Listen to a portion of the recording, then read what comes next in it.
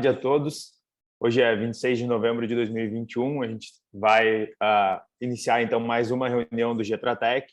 E hoje a gente conta com a presença de 3 convidados especiais, as líderes de eixo, a Amália Campos, Carol Mello e Denise Horta, que elas vão nos apresentar sobre as suas pesquisas. Obviamente, elas são vinculadas com os eixos que elas coordenam e é resultado da pesquisa delas no mestrado.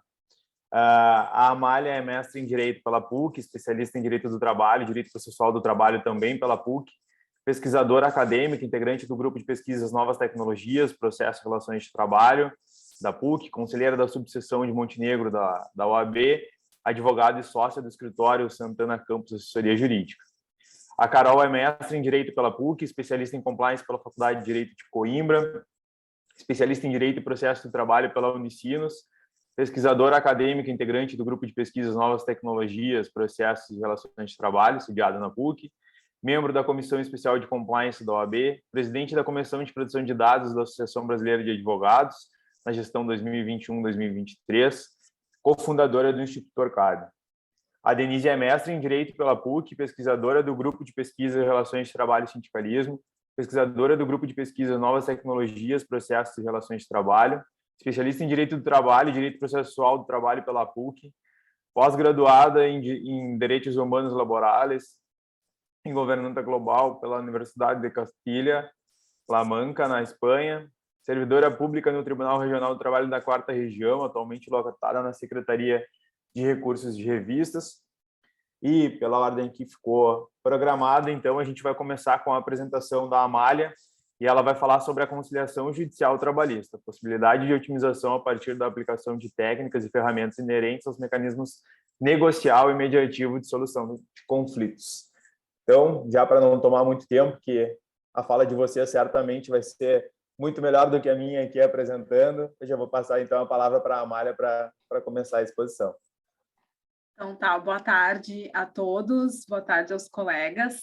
Eu vou fazer um compartilhamento da minha tela. Vamos ver aqui.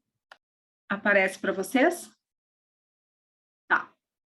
Deixa eu botar isso aqui lá para cima e começar o modo apresentação. Aí.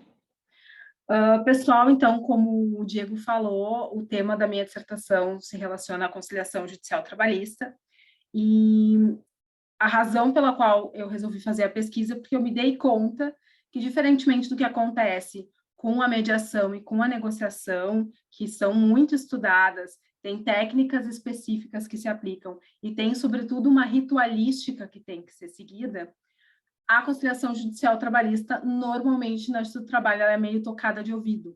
Então, a ideia da pesquisa foi justamente partir da mediação e da negociação, das técnicas e das ferramentas, para propor uma ritualística e também as ferramentas que podem ser utilizadas na conciliação judicial.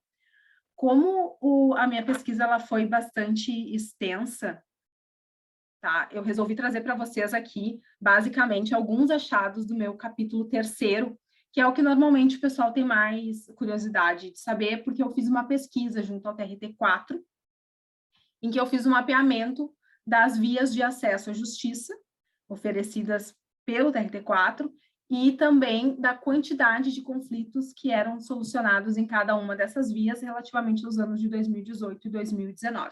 Então, eu separei a fala em 2 momentos. Primeiro, eu vou apresentar muito rapidamente essas portas de acesso à justiça.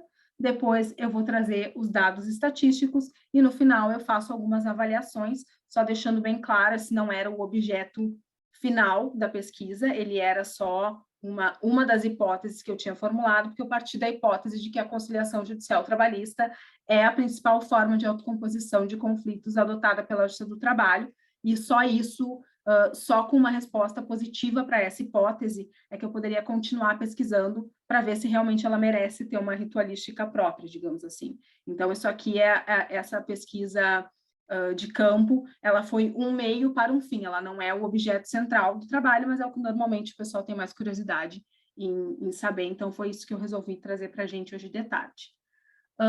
Fazendo aqui rapidamente um panorama do sistema, do microsistema de resolução adequada de conflitos trabalhistas, a gente tem como principais instrumentos, né? Resolução 125 de 2010 do CNJ, que trata da Política Nacional de Tratamento Adequado da Resolução de Conflitos para a Justiça Comum, mas que se aplica até mesmo em razão do artigo 769 de forma subsidiária ao processo do trabalho. Temos o Código de Processo Civil de 2015, que traz no seu artigo 3º a promoção da resolução de conflitos como um dos princípios fundamentais do processo e que trata ali no artigo 165 e seguintes sobre a mediação e a conciliação judicial no âmbito, obviamente, da justiça comum e, portanto, com algumas diferenças, mas que também serve de amparo. Temos a Lei 13.140, que é a Lei da Mediação.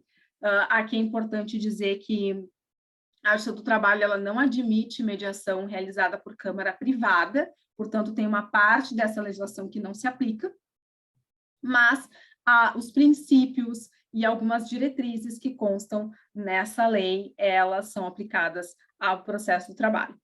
Temos também a Resolução 174 de 2016, do CSJT, ela é a mais conhecida quando a gente fala em autocomposição de conflitos trabalhistas, mas no início desse ano saiu a Resolução 288 de 2021, ela altera alguns dispositivos da Resolução 174 e traz algumas coisas novas para o processo do trabalho e também para o momento pré-processual, a gente vai falar disso rapidamente depois. E, portanto, eu resolvi trazê-la aqui, porque tem muita gente que ainda nem sabe da existência dela e não sabe os principais pontos que ela trata.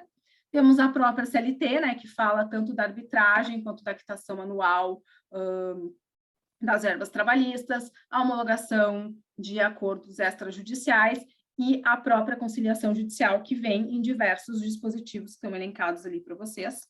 E a lei da arbitragem, que é a Lei 9.307, que também se aplica em razão justamente da possibilidade de se arbitrar determinados conflitos trabalhistas para aqueles empregados hipersuficientes.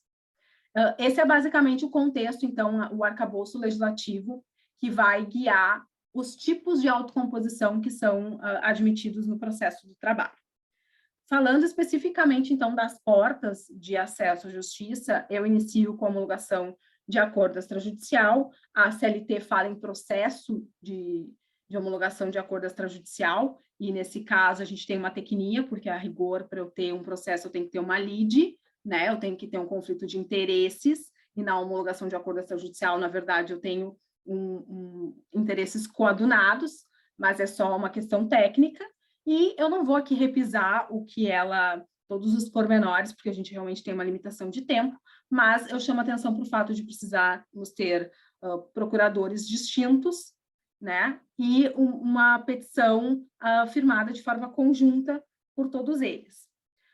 Quando a gente fala da homologação de acordo extrajudicial, o julgador que recebe essa demanda para julgamento, ele tem basicamente 3 opções em termos de condutas que ele pode adotar.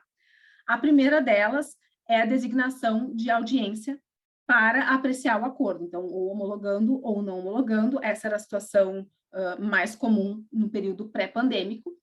A segunda opção é a homologação imediata do acordo. Essa opção passou a ser um pouco mais favorecida no pós e durante a pandemia, em razão justamente das dificuldades de deslocamento e também de realizar as audiências por vídeo e teleconferência.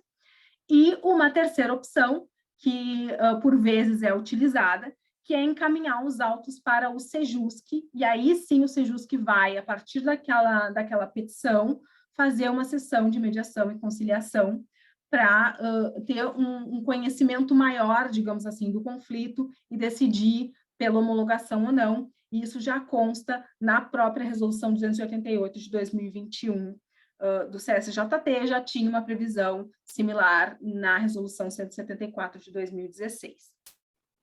Outra via de acesso à justiça que nós temos é justamente o Sejusc da Justiça do Trabalho, e aqui eu vou falar especificamente do primeiro grau, porque esse foi o corte metodológico que eu fiz na pesquisa, tá? E aqui eu chamo a atenção para vocês para as mediações pré-processuais, que são uma via de acesso à justiça que algumas pessoas não sabem que a Justiça do Trabalho permite. A gente tem tanto as mediações pré-processuais que ocorrem em conflitos coletivos, que estão previstas no provimento 1 de 2020 do TRT4, e nesse caso elas se processam perante a vice-presidência do tribunal, tá? Como a mediação pré-processual em conflito individual. E essa aqui é a grande novidade da Resolução 288 de 2021, porque até então a Justiça do Trabalho oficialmente não autorizava mediações pré-processuais. O que são mediações pré-processuais? As partes, elas solicitam à Justiça do Trabalho, particularmente ao Sejusc, né, que ele faça uma sessão de mediação antes da existência do conflito. Eu não tenho que distribuir uma petição inicial com pedidos líquidos e assim sucessivamente para obter a tutela jurisdicional. Então, o que ela faz é tratar o conflito antes da lide ser instaurada. Com o advento da pandemia, a mediação pré-processual ela passou a ser permitida, tá?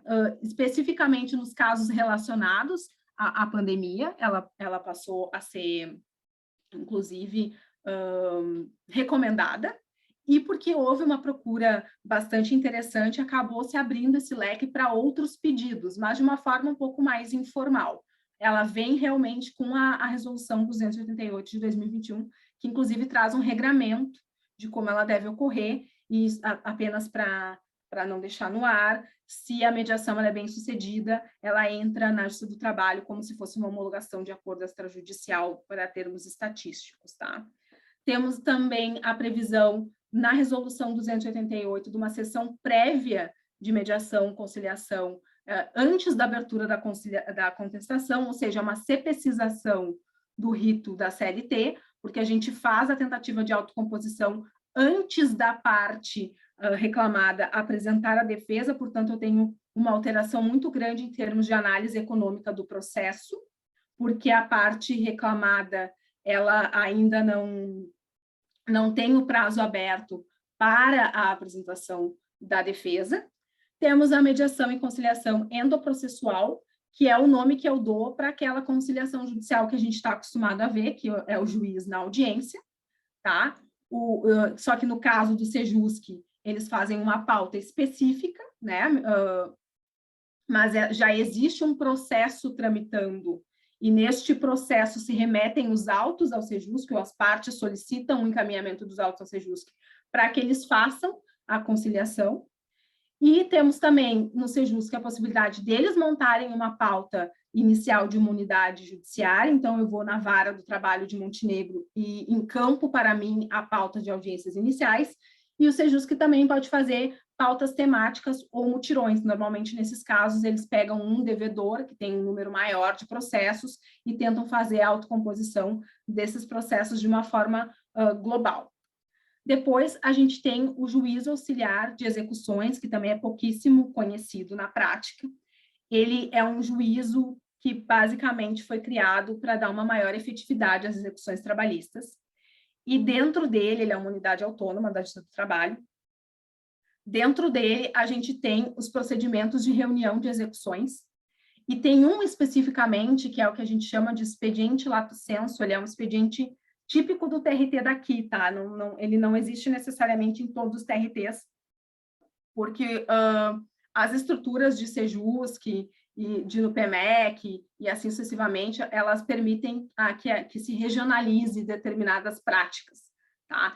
E esse expediente lato sensu, basicamente, ele permite que o devedor que tenha uma série de demandas em fase de execução e esteja numa situação de inadimplemento, ele possa negociar um plano de pagamento. Então, se reúnem todas as execuções com a concordância do credor e, portanto, neste momento especificamente tem que ser feita um convencimento desse credor para que ele concorde em participar, não deixa de haver aqui uma autocomposição para que isso possa acontecer, porque não existe previsão legal para esse tipo de plano de pagamento. O juiz auxiliar da execução, ele reúne todos os processos, o devedor, ele paga para o juízo, e o juízo faz o gerenciamento de quem recebe quanto, e como, e quando. Então, ele é bem interessante, é bastante desconhecido, mas ele tem um elemento de autocomposição que é inerente, porque se o credor não concorda com esse tipo de procedimento, ele não tem como ele existir, tá? E aí temos também um projeto piloto do TRT4 chamado Conciliação Virtual. Ele é um projeto, basicamente, que se aplicava só à justiça de primeiro grau, não se aplicava a pessoas jurídicas de direito público, e era um portal dentro do TRT, em que se fazia um login e uma senha, assim, indicava o número do processo, e havia possibilidade das partes trocarem mensagens assíncronas, poderiam, inclusive, chamar um conciliador e um mediador para participar dessa troca de mensagens, para tentar chegar a um acordo.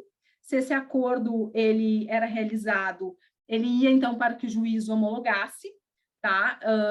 Tem uma iniciativa bastante parecida no TRT da 18ª região, mas a conciliação judicial ela foi descontinuada em razão da dificuldade de localizar os empregados, os procuradores, porque eles não tinham cadastro atualizado.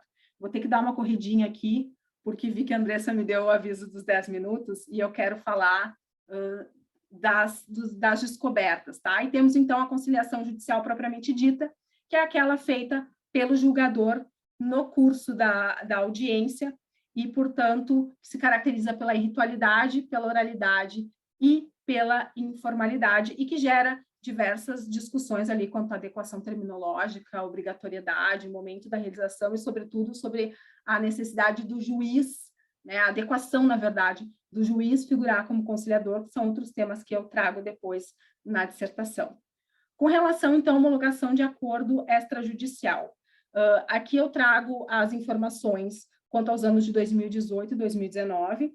Nós temos, basicamente, aqui um índice de autocomposição de 81,86% em 2018 e 84,12% em 2019, que é um índice muito bom de sucesso, e a gente vê aqui que nós temos um aumento muito grande do número de processos ou procedimentos, que seria o termo técnico, de homologação de acordo extrajudicial entre um ano e outro. 2018 sendo ali o ano em que eles realmente começam a acontecer, porque ele é trazido pela reforma trabalhista em final de novembro.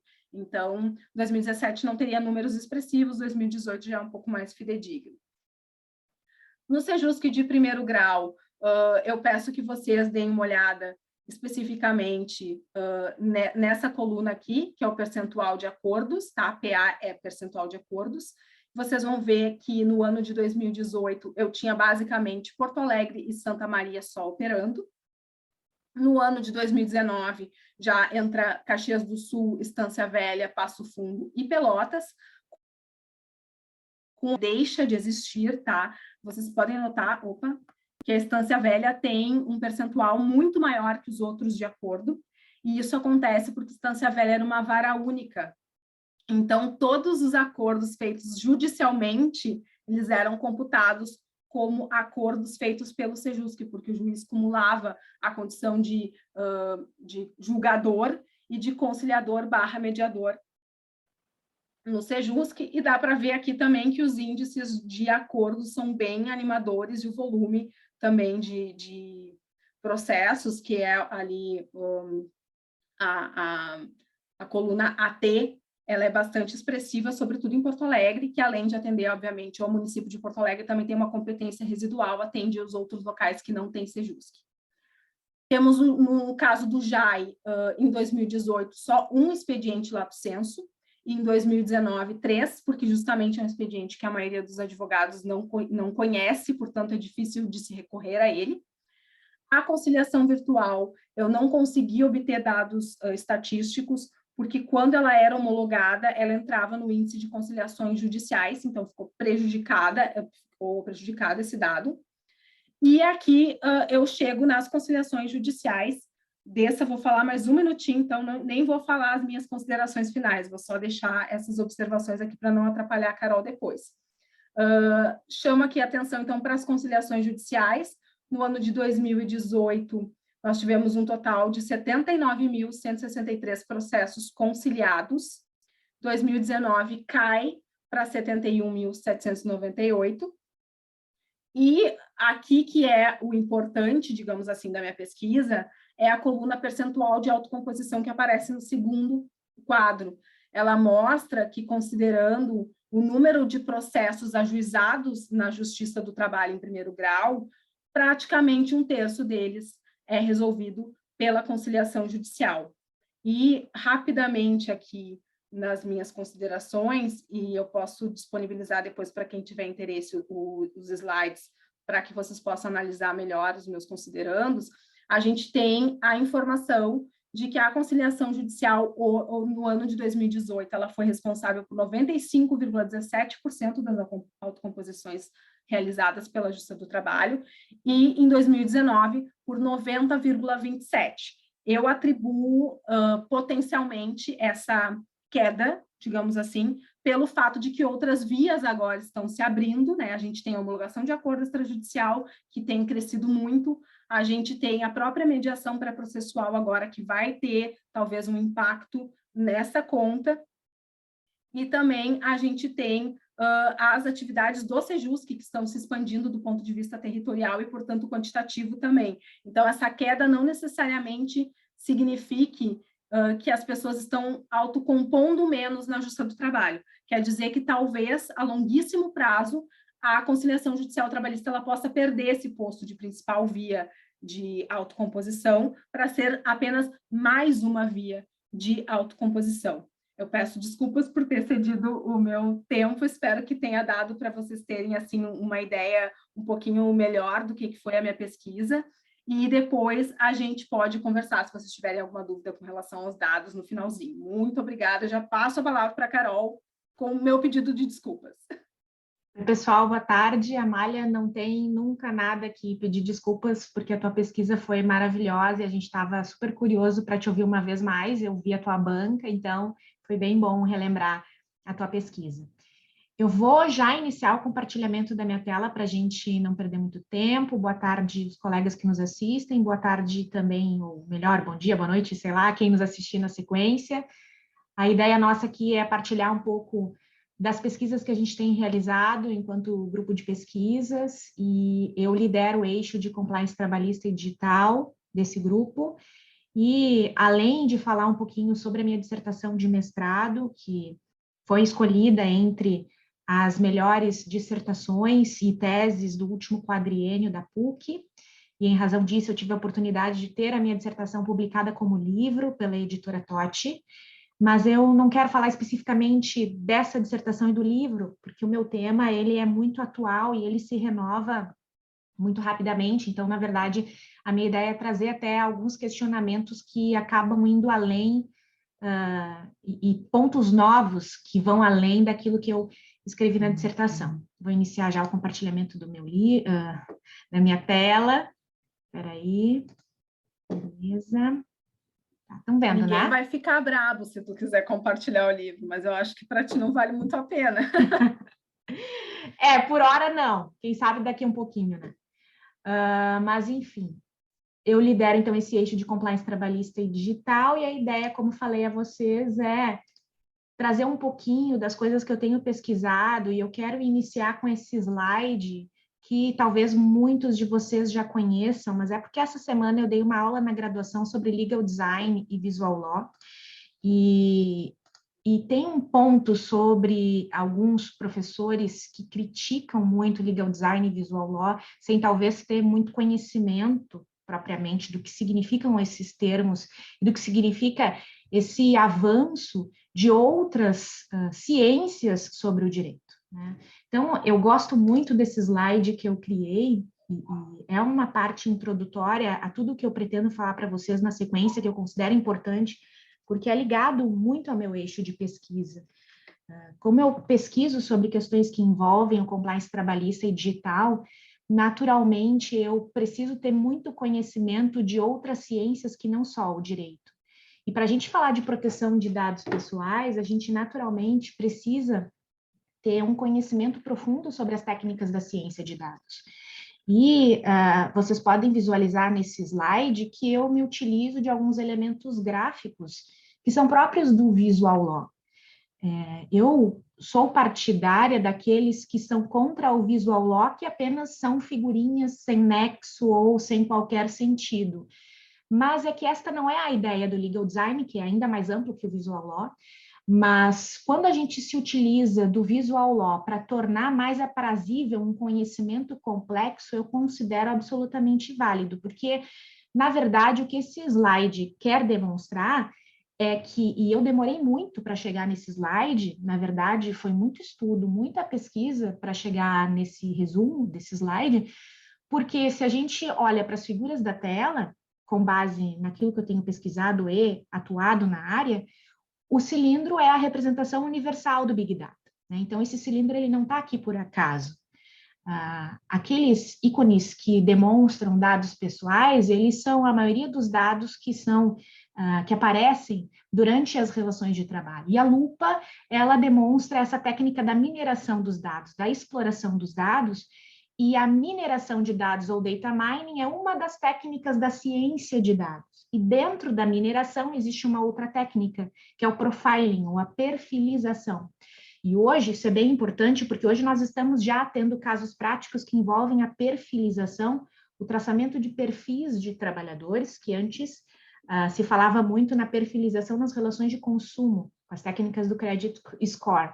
Mas hoje é bastante comum a perfilização nas relações de trabalho, para a gente, por exemplo, saber qual o candidato mais apto a conquistar determinada vaga de trabalho, ou ainda qual funcionário que a gente pode despedir por não estar cumprindo metas, por exemplo, durante o contrato de trabalho, ou ainda qual trabalhador eu vou despedir por não estar também de acordo, enfim, né? E essas técnicas de perfilização nos auxiliam bastante, mas precisam ter, claro, limites, e o limite é sempre o direito fundamental ao trabalhador.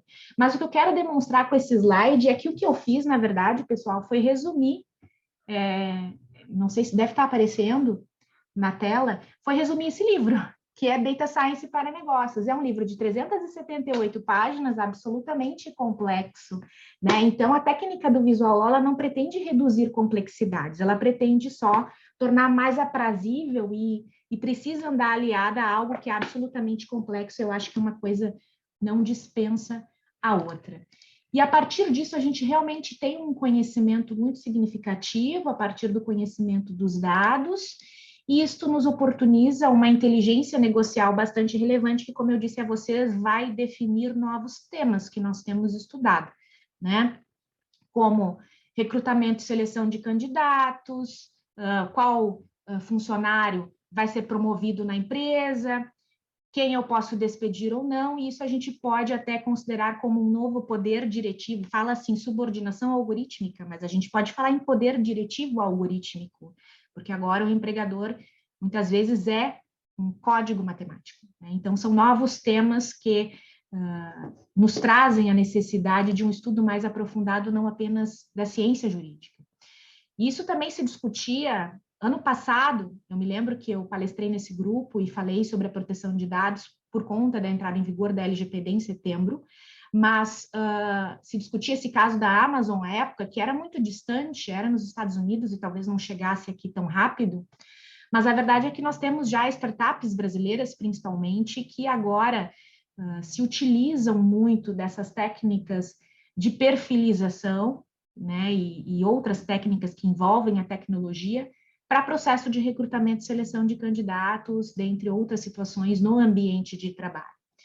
E tudo isso eu vou passar de uma forma bastante rápida, porque o tempo é curto, tudo isso para dizer também e citar aqui a epígrafe do meu livro, que é esse livro aqui do Mark Vidal, A Era da Humanidade.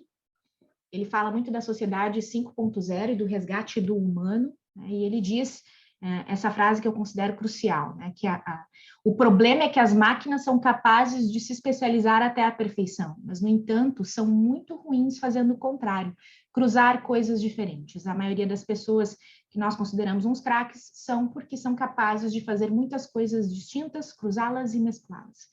E é isso que a gente faz com o estudo da proteção dos dados pessoais nas relações de trabalho. A gente precisa conhecer muito da área jurídica, muito a proteção de dados pessoais, que não é só a LGPD, que não é só a CLT, que também não é só o regulamento europeu. Muitos acham que ler a LGPD e ler o regulamento europeu é o suficiente, e não é. Existe muita lei esparsa europeia aplicável às relações de trabalho.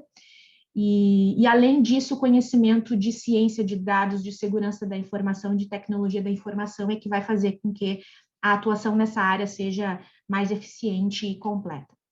Mas o livro traz muito, a minha pesquisa traz muito essa necessidade de direcionamento da proteção dos dados nas relações de trabalho, porque a LGPD, ela é silente, e isso vocês já observaram, também eu não quero me ater muito nesse aspecto, nós já falamos bastante, várias aulas e palestras sobre esse gap que há na nossa legislação brasileira, que o regulamento europeu traz de uma forma muito mais específica sobre esse tratamento de dados pessoais nas relações de trabalho, e que aí, então, a CLT nos oportuniza a inserção da legislação estrangeira no cenário jurídico brasileiro, por expressão da professora Denise, pela porta do artigo 8º da CLT. A gente pode inserir nas nossas ações trabalhistas e em todas as outras situações que envolvam a necessidade de tratamento de dados pessoais nas relações de trabalho, a legislação estrangeira, decisões judiciais estrangeiras, porque o artigo 8º da CLT, combinado com 64 da LGPD, assim nos oportuniza.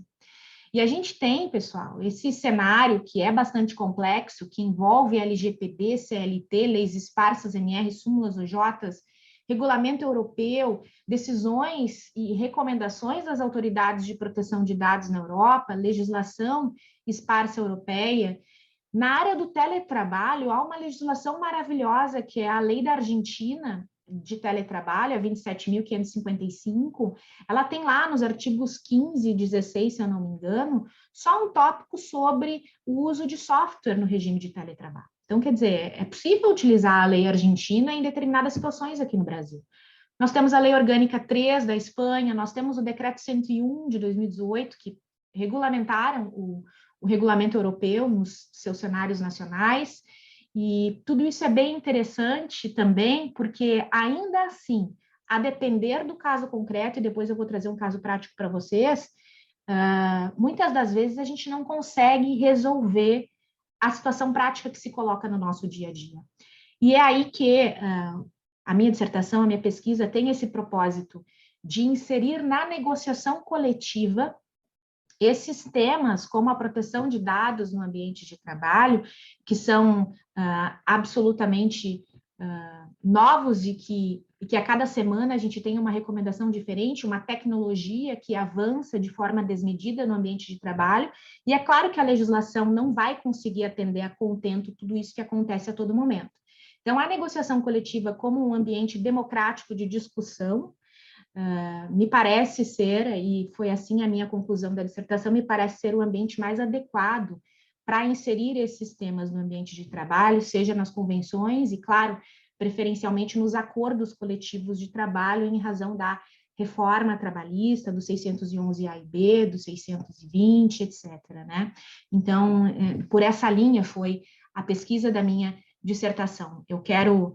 vou ter que falar de uma forma muito rápida, nós já temos várias decisões judiciais no país sobre proteção de dados nas relações de trabalho, e aqui, pessoal, algumas coisas já, lamentavelmente o tempo é bem curto, algumas coisas que têm chamado muito a atenção, mas, por exemplo, no processo de recrutamento e seleção de candidatos, temos visto muitos erros com relação à definição da base legal para tratamento desses dados no processo de recrutamento e seleção. Existem possivelmente 3 bases legais apenas nessa parte do processo de recrutamento e seleção. E a falta de técnica vai fazer com que o tratamento de dados pessoais se torne um tratamento de dados pessoais ilícito, e isto vai gerar um passivo trabalhista e uma potencial ação trabalhista logo ali na frente. Então, por isso que a técnica nessa área e a seriedade de atuação nessa área é fundamental. Não é consentimento para tudo, não é a base legal do consentimento para tudo, até porque o consentimento ele pode ser revogado a todo momento, a qualquer momento, e isso torna uma base legal muito precária para uso na relação de trabalho e atrapalha muito, dificulta muito a gestão dos dados pessoais também por parte do RH.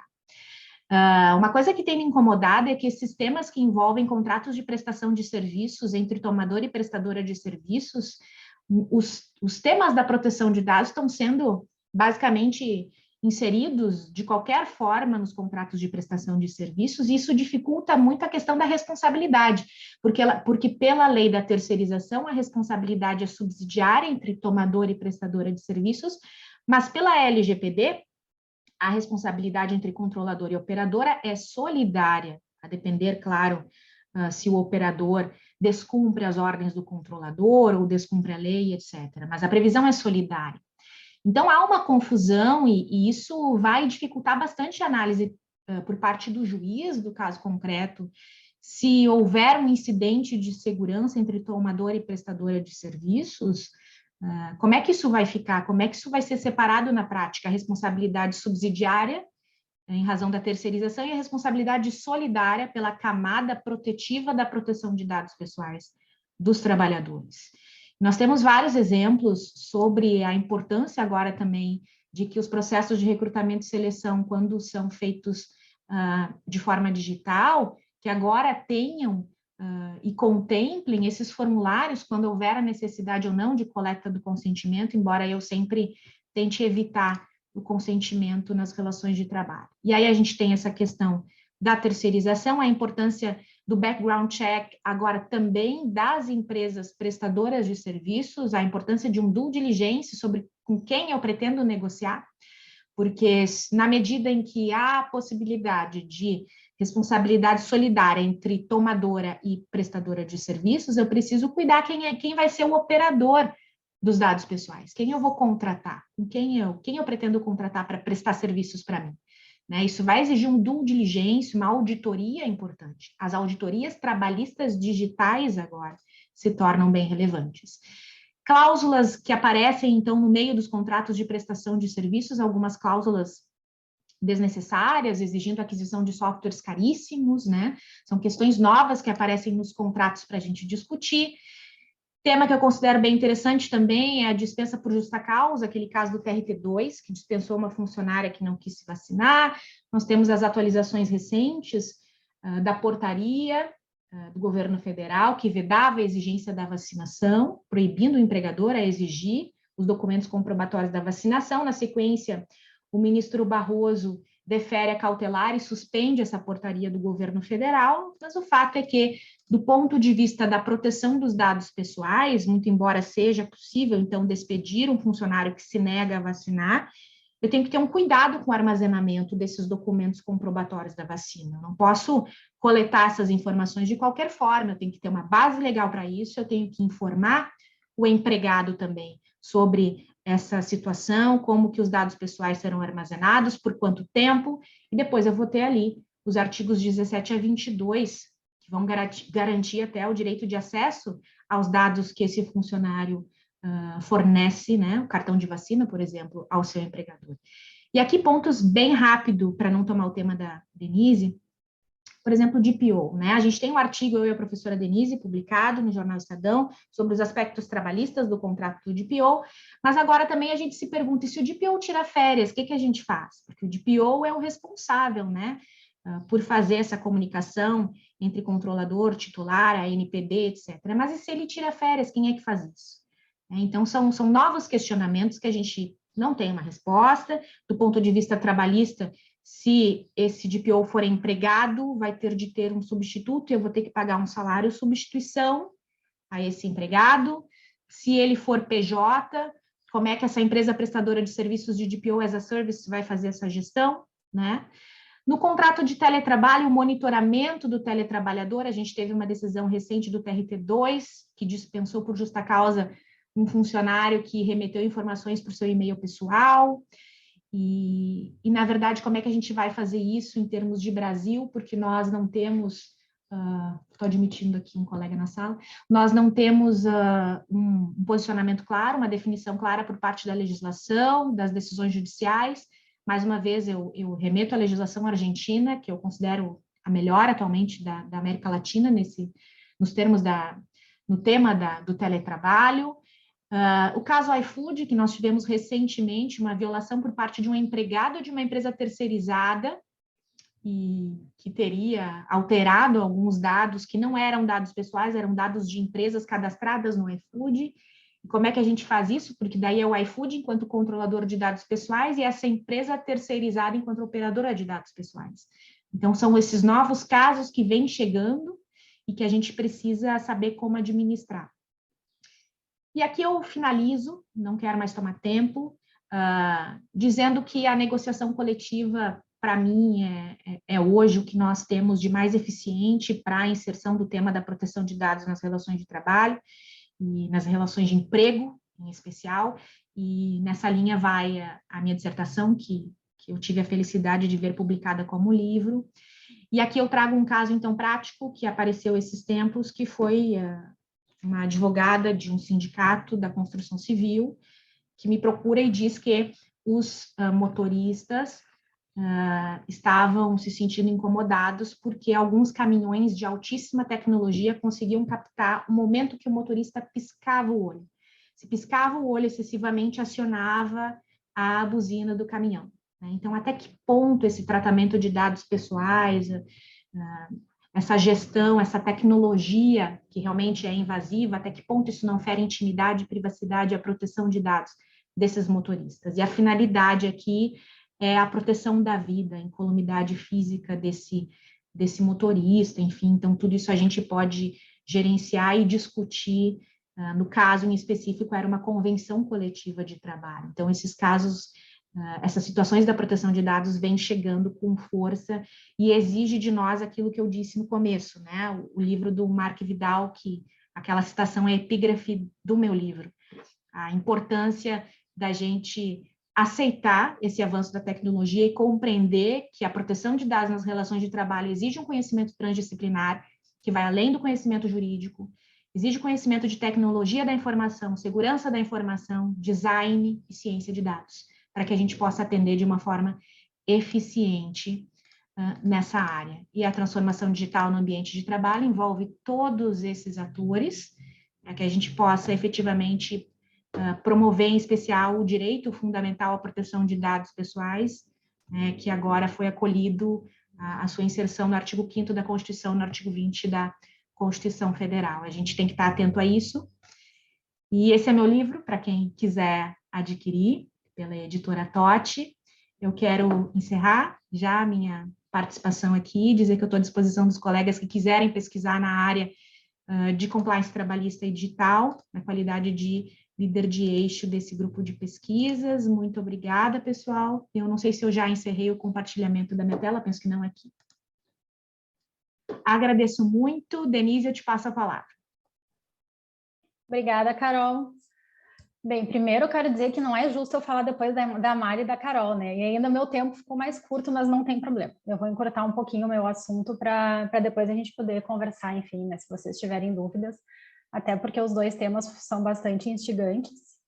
Não sei se o meu é tanto, mas vamos lá. Então, primeiro eu queria comentar que eu sou líder de eixo no grupo de pesquisa no Getratec faz pouco tempo, eu entrei esse ano, mais ou menos na metade do ano, no lugar da Leiliane Vidaletti, que ela, enfim, direcionou a pesquisa dela mais para o direito civil e acabou saindo do grupo.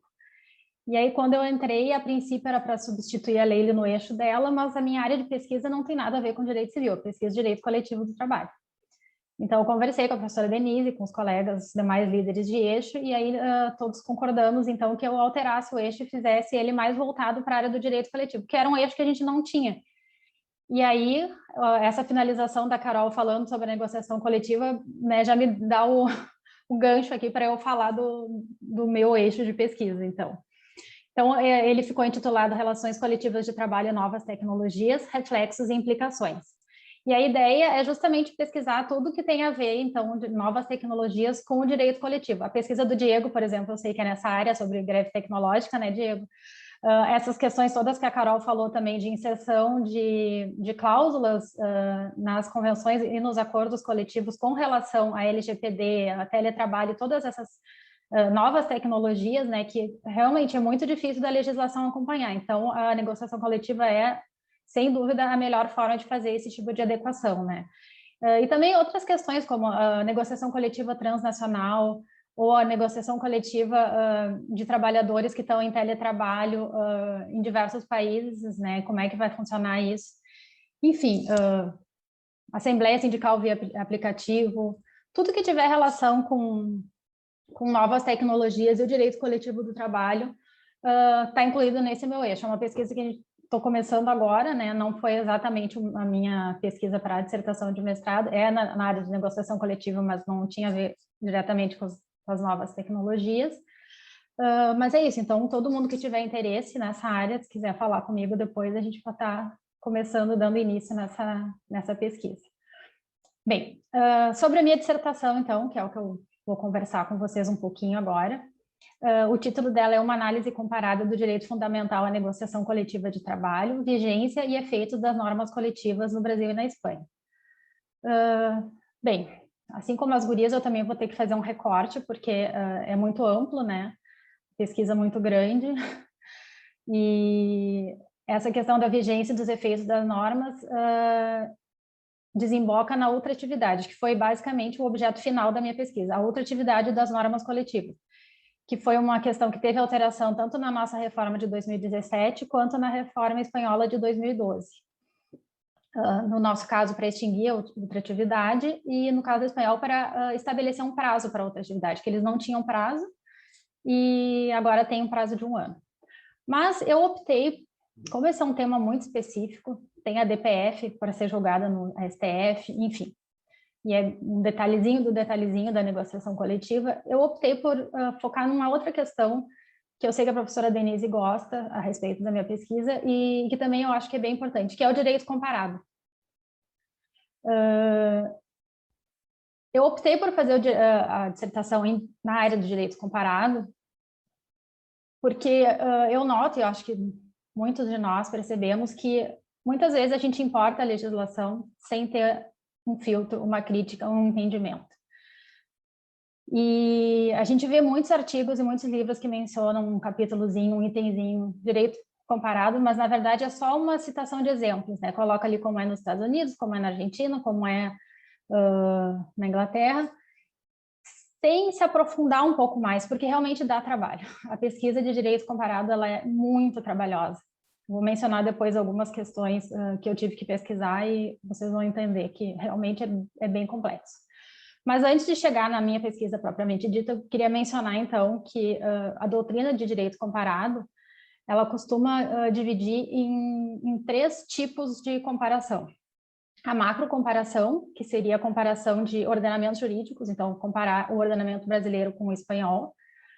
Aí, nesse caso, é uma comparação ampla, grande, e obviamente não vai se comparar o detalhe, né? Vai se comparar, se tem códigos, código de quê, que tipo de código, como é a Constituição, é mais extensa, é mais enxuta, mais sintética, enfim.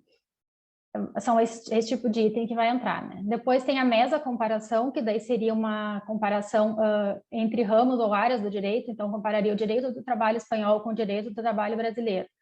E aí também, vamos ver que tipos de legislações que tem, são muitas legislações esparsas, é mais concentrado, o que está na Constituição, o que não está. Então, entraria mais diretamente a comparação entre os ramos. E a o terceiro tipo seria a microcomparação, que daí é a comparação de institutos jurídicos. Pode ser entre mais de 2 países, claro, né? Pode ser 2, 3, nos pontos mais difíceis. Que foi a que eu fiz uma microcomparação, comparei a negociação coletiva do Brasil com a Espanha. Na verdade, eu diria que eu fiz uma nanocomparação, porque eu comparei a ultratividade no Brasil e na Espanha, né? Então, é menos ainda do que a micro. Mas para chegar nessa micro, eu preciso passar pela macro e pela mesa. Eu tive que passar por diversas etapas para chegar às conclusões que eu cheguei. Só por fim, eu queria mencionar que também tem uma parte da doutrina que vai citar a mega-comparação. E a mega-comparação, ela também é chamada de sistemologia jurídica e ela é a comparação de sistemas. Então, seria a comparação da civil law com a common law. Que daí, sim, realmente é ultra complexa. Bem, então, voltando à minha pesquisa. O que eu fiz para poder chegar a conclusões sobre a ultratividade na Espanha e no Brasil? Eu pesquisei história geral espanhola. Eu comprei livros de história geral, história constitucional, para entender como que evoluiu o direito coletivo espanhol para chegar na posição que ele está hoje. Então, a gente nota assim, que tem diversas semelhanças entre o Brasil e a Espanha, inclusive uma que é interessante, assim, chama atenção não pela questão jurídica, mas a data de 1808 para eles também é uma data paradigmática, digamos, né? Porque foi quando Napoleão invadiu a Espanha e Portugal, no caso a família real portuguesa veio para o Brasil, e na Espanha houve revoltas que acabaram culminando com a primeira Constituição deles em 1812. Então, aí começa a história constitucional espanhola. E a história das constituições da Espanha, eles tiveram 6 constituições e mais 2 estatutos comparados equivalentes a constituições. É uma história de sempre rupturas. Então, primeiro foi uma promulgada, depois veio uma autocrática, e assim foi indo. Sempre rupturas, que é bem diferente do que aconteceu no Brasil. No Brasil, não houve grandes rupturas, nem mesmo com a independência e nem mesmo com a proclamação da República, né? Sempre seguiu, assim, mais ou menos aquele mesmo modelo político. E o que isso importa com relação à negociação coletiva? Que no Brasil, ao terminar a ditadura militar e se instituir a Constituição de 88, não houve uma ruptura grande com relação ao direito coletivo do que já existia antes. Então, seguiu a unicidade sindical, aquele corporativismo, né? A contribuição sindical obrigatória, todas essas questões que vinham lá desde a década de 40, inspirado muito na Espanha e na autocracia deles lá e no sistema espanhol e italiano, aqui não houve essa ruptura tão grande. E na Espanha houve. No momento que terminou o franquismo, na década de 70, 75, começou a redemocratização, e em 78 foi promulgada a Constituição. Ali, a Espanha se enquadrou completamente na liberdade sindical da OIT. Então, eles simplesmente romperam. Eles ficaram muitos anos, né, mal tendo, não tinha nem negociação coletiva por alguns anos durante o franquismo, depois passou a ter uma negociação pífia, digamos assim. Mas quando eles redemocratizaram, então chegaram numa ruptura com o sistema anterior e eles entraram num sistema de liberdade sindical. E isso, a liberdade sindical, é muito importante para qualquer item que se trate de negociação coletiva. Então, a minha hipótese inicial, minha pergunta inicial era se a ultratividade ela influenciava no direito fundamental à negociação coletiva. E a minha conclusão foi que sim, a ultratividade ou a falta de ultratividade ela pode prejudicar, de alguma forma, os trabalhadores, porque a empresa talvez não se sinta obrigada a negociar. Mas sem a liberdade sindical, que é um passo anterior, essa discussão sobre a ultratividade, ela não se aprofunda, a gente não consegue desligar, né? A minha conclusão foi essa, de que eu não consigo isolar a variável ultratividade de todo o resto, da liberdade sindical e de todo o sistema sindical, né? Eu não vou entrar em detalhes, estou vendo que está chegando até as 2 horas já, mas o sistema sindical espanhol, ele tem liberdade sindical, as pessoas podem escolher o sindicato, eles têm diversos níveis de negociação coletiva, então é um sistema muito mais avançado que o nosso. Então vejam assim que com relação ao direito comparado, como é importante se buscar essas informações e se comparar profundamente todo o sistema. Outra coisa que é importante, não tem como a gente analisar a negociação coletiva só pelo Estatuto dos Trabalhadores espanhol e a CLT brasileira. A gente precisa olhar as constituições. A Constituição brasileira tem diversos artigos que tratam de negociação coletiva. A espanhola só tem um, mas é um que garante o direito à negociação coletiva. Ele é muito mais, digamos assim, poderoso, entre aspas, porque ele garante o direito à negociação coletiva. E no nosso caso não tem nenhum que garanta, só está ali, né? Menciona a negociação coletiva ou salvo negociação coletiva, então tem essa diferença. Mas, enfim, são 2 horas, eu acho que eu falei uns 10, 12 minutos, não sei bem, mas o que eu queria, então, destacar é essa questão, assim, da importância do direito comparado, realmente ajuda muito, como a Carol mencionou, a legislação espanhola, a legislação argentina sobre teletrabalho é muito mais avançada, ou seja, a gente tem que realmente ir beber dessas fontes, mas tem que ter um filtro, tem que ter um estudo por trás, né? Não basta simplesmente ler a legislação e querer colocar ela aqui para dentro, porque não é assim que funciona. A gente tem que entender como é o sistema de direito trabalhista argentino para poder conseguir, né, então, aplicar uma lei e fazer as adequações que a gente deveria ter no nosso sistema. Então, pessoal, eu agradeço muito a atenção, me desculpem, eu passei das 2 horas um pouquinho aqui, vou abrir espaço, não sei se vão querer fazer perguntas, agradecer a oportunidade e é isso. Então tá, no nome da organização, a gente agradece por terem aceitado o convite, né, pela excelente palestra. A pesquisa de vocês, como todos os colegas já sabem, e agora quem acabou assistindo, quem vai assistir, na verdade, depois pelo YouTube, vai ter a certeza de que as pesquisas de vocês são excelentes, são de ponta, e por isso que são reconhecidas como vocês são. A Carol já com a publicação, a Amália e a Denise também, possivelmente, espero que vocês publiquem, porque a gente quer o livro também. E, na verdade, a gente vai abrir aqui, como a gente tinha combinado, então, para ver se alguém tem algum questionamento, para que vocês possam aprofundar, de repente, mais algum tema. Em razão do horário, a gente acabou limitando um pouco a apresentação de vocês, né? Acho até que caberia um encontro integral para cada uma das pesquisas, para que a gente pudesse avançar um pouco mais, mas no fim desse semestre acabou não dando, de repente fica aí a ideia para os próximos. Então, não sei se alguém tem algum questionamento para fazer. Eu não tenho questionamento, eu queria só parabenizar, sei que é marmelada, né, porque essas são minhas amigas, mas é o mínimo que eu poderia fazer. Meninas, parabéns, excelente. Ficamos aí na expectativa das teses, né, pessoal? Queremos teses agora. Parabéns, gurias. Então tá, pessoal, se não tem questionamentos, de qualquer forma, como a Denise falou, elas estão à disposição para quem pretende pesquisar nesses eixos, para quem pretende integrar o grupo. Né, o grupo é aberto, como a professora sempre fala. O importante é ter interesse em pesquisar e dedicação para fazer isso, né, que conta bastante. E aí a gente então pode encerrar o encontro. Agradece novamente a participação de todos, principalmente da Amália, da Carol e da Denise, e parabeniza novamente. Obrigada, Diego. Obrigada, pessoal. Obrigada. Tchau, pessoal. Tchau, pessoal. Beijo, gente. Obrigada. Tchau.